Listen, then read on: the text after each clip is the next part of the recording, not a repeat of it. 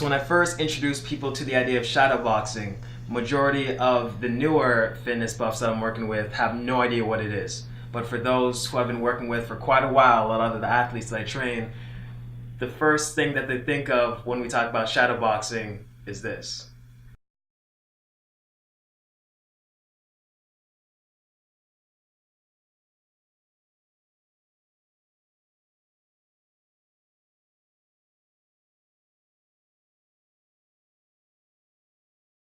So when we talk about shadow boxing, it is a form of boxing essentially, but it's most likely used as a form of conditioning. Practicing your punches, the jabs, the right hands, really practicing that head movements, the quick feet. And it's really most likely used to simulate an actual fight for professional boxers with an upcoming opponent, or for other guys recreationally, maybe just practicing their combos, or just an overall form of conditioning. So what we're gonna do next is get into some of the hand movements, the hand placements, the body as a whole, the footwork, get deep into the mechanics, and then we're gonna get into a quick demonstration on how it all looks being put together. Let's get started. All right guys, so the first thing we're gonna talk about is the stance. We'll talk about stances. You're either right-handed or left-handed. A lot of boxers and MMA fighters can switch in between in the midst of the fight, but ultimately we're gonna stick to these two, orthodox and southpaw, which are the basics. When you're an orthodox fighter, it means you're right-handed, throwing your jabs with your left hand, leading with your left foot, have your right foot back, and leading, you're having your power punches with your right hand. The opposite for southpaw. As for the hand placements, as we said before, if you're an orthodox, you've got your left hand leading with the jab. Your jab hand's got to be about 6 inches away from your face. Your supporting hand, your power punches are coming from your right hand. Always have that right at your chin. The third portion, your shoulders. Got to keep your shoulders nice and relaxed, because a lot of guys can tell you your shoulders are up and tense, which has a tendency to happen with a lot of new boxers and new shadow boxers out there, is that this really makes it a lot harder, burns their energy out a lot quicker. Fourth thing, tight body and strong arms. A lot of boxers and MMA fighters have some really strong cores because they got to be able to take punches there time after time again. So what's important is that you not only train in shadow boxing, but do a lot of things like push-ups, which really does help to stabilize the core.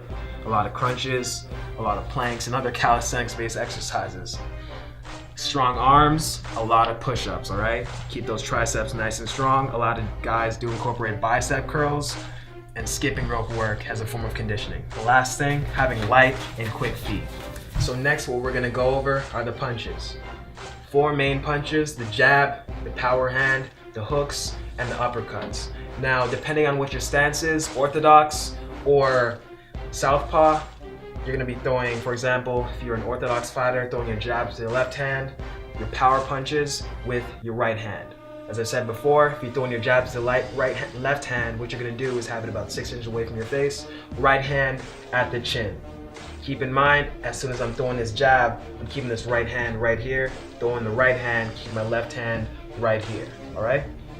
The hooks, as for the hooks, something that I see done incorrectly often is that when people are throwing their hooks, they like to open their body up, which is a good thing, except they bring their hand back. If I'm throwing a left hook, they're bringing their hand back to load up, then to hit their target. When shadow boxing, their imaginary target. When you're shadow boxing, you want to make it seem as realistic as possible. So regardless of throwing your left hook or your right hook, what you want to do is still turn your body, use this torque to give you extra power, except do not bring your arm back for a load up. You want to bring it forward and use this turn up your upper body, your hips, and the lower body, your toes, your leading toe, especially with the punch, regardless of whether it's left side or right side. As for the uppercut most likely is done in close combat.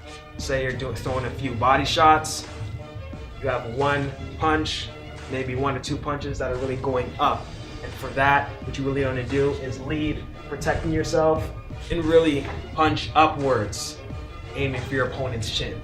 So ultimately, if you want to incorporate all these punches and other punches that you may learn about or pick up on your own, it's really important to consider these 2 things, the head and body. Really make sure you're aiming for the head and the body, throwing head shots and body shots.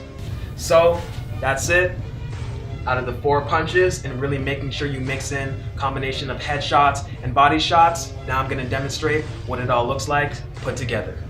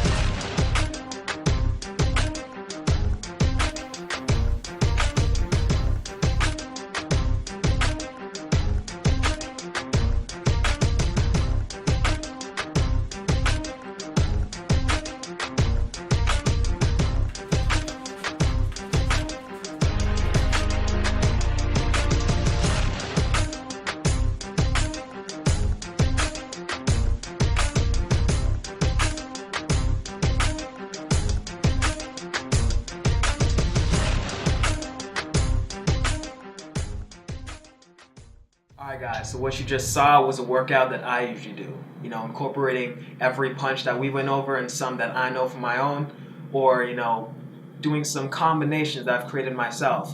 That practicing effectively and efficiently. You know, practicing in intervals, you know, 3 to 5 minute rounds and incorporating the breaks in between. Now, something else that you may or may not have noticed or heard was the fact that I was breathing throughout the entire thing. As I do my jabs, I had that exhaust. Same thing with the right hand, regardless of whatever punch I was throwing. So that's it guys. If you enjoyed the video, make sure to leave me a comment below, give it a thumbs up, and share it around. Subscribe to the channel if you really want to see some more shadowboxing or the forms of cross training. See you next time. Peace.